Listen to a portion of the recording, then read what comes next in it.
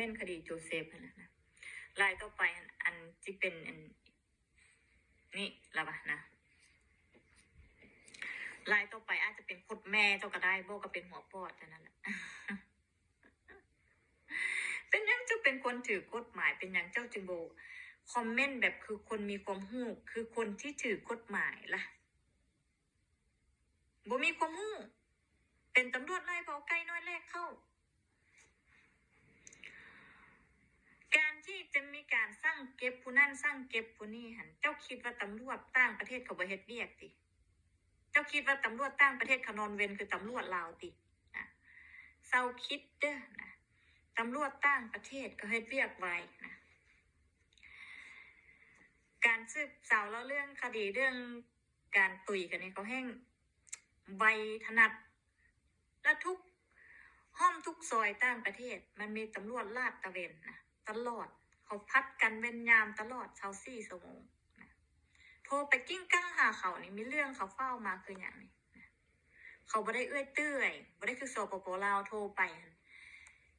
โทรติดก็บ่มีคนรับนะคดีฆ่าคนตุยอันผ่านมา3 เดือน 4 เดือนแล้วก็บ่ได้คืบหน้าเศร้าคิดเด้อนะเขาบ่ได้เฮ็ดคือพวกแก้วนะการที่จะมาสร้างเก็บโจเซฟมาสร้างเก็บค่อยมาสร้างเก็บคนนั้นคนนี้ค่ะนะฮู้บอกว่ามันบ่ได้ส่งผลอย่างใดแต่มันส่งผลไปในทางที่เฮ็ดให้ชาติอื่นเขาเบิ่งเห็นความจริงที่พวกเจ้านะกำลังบ่ให้คนอยู่ในประเทศลาวบ่มีสิทธิ์ปากเว้า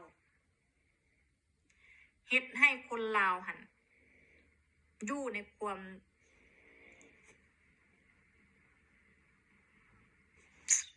นี่ฮู้บ่นะอย่าสู้ๆสันดานเอาให้สายตาชาวโลกเขาเบิ่งจักหน่อยนี่เขาเห็นสันดานแท้ๆแล้วเขาบ่ได้ช่วยเหลือเด้เขาแบล็คลิสต์ประเทศอีกนะมันเป็นเรื่องคดีง่ายๆได้คดีโจเซฟเขาเป็นคนรัฐบาลเขาเป็นคนของรัฐบาลฝรั่งจะมาตุยผู้นั้นตุยผู้นี้ตามอำเภอใจเขาอยู่สปป.ลาวบ่ได้นะต่างประเทศก็ให้ความสำคัญกับทุกชีวิตกับทุกย่อมเนี่ยเจ้าคิดบอกว่าถ้าเกิดว่าไปตุยโจเซฟนะมาตุยค่อยนะ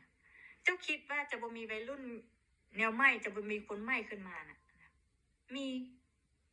แห้งพวกเจ้าเฮ็ดแห้งมีคนใหม่ขึ้นมานะอย่าคิดว่าเขาจะบ่มีการเคลื่อนไหวอย่างอีกต่อไปมีเสื้อกว่านี้มีนะจะมีคนใหม่มาเรื่อยๆนะ